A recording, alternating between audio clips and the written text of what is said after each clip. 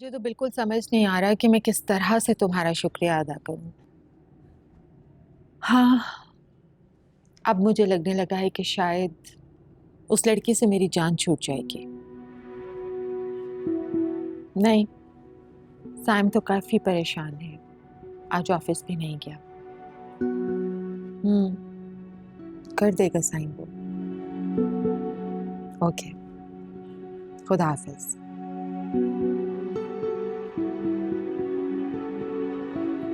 तुम क्या देख रही हो इस तरह मुझे? बहुत गलत कर रही हैं आप अम्मी। इतना बड़ा झूठ बोला है आपने।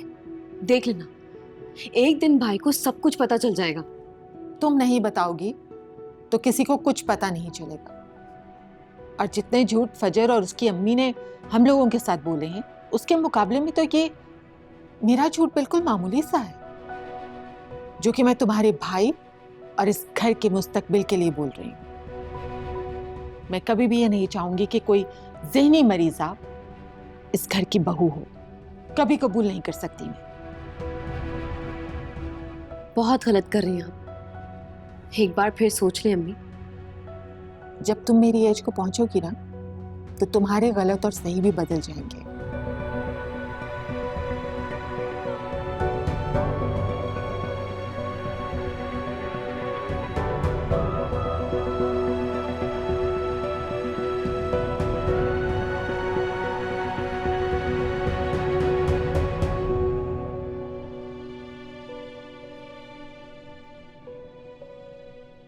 I'm sorry.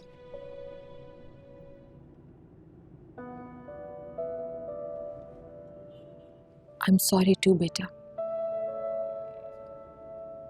मुझे तुमसे इतना रूडली बात नहीं करना चाहिए थी। I hope you understand। लेकिन मैं क्या करती? फजर की अम्मी का रवैया ही इस तरह का था कि मैं खुद पे कंट्रोल ही नहीं कर पाई। यकीन जानो, अभी तक तबीयत नॉर्मल नहीं हो सकी।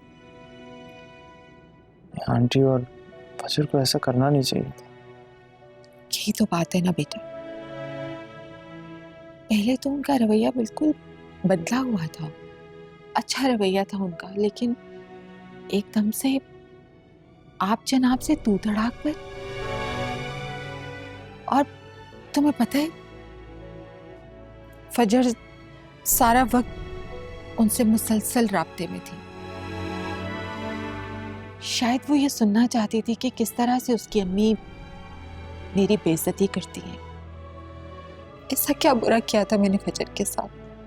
आई थिंक मिसअंडरस्टैंडिंग है। फजर ऐसा नहीं कर सकती।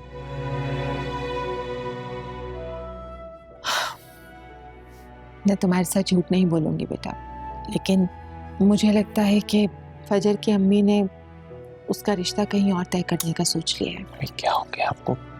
ऐसे कैसे हो सकता है? मैं भी पहले यही सोच रही थी कि सुनी सुनाई बातों पर यकीन नहीं करना चाहिए, लेकिन आज सुबह उसकी अम्मी का फोन आया था और फिर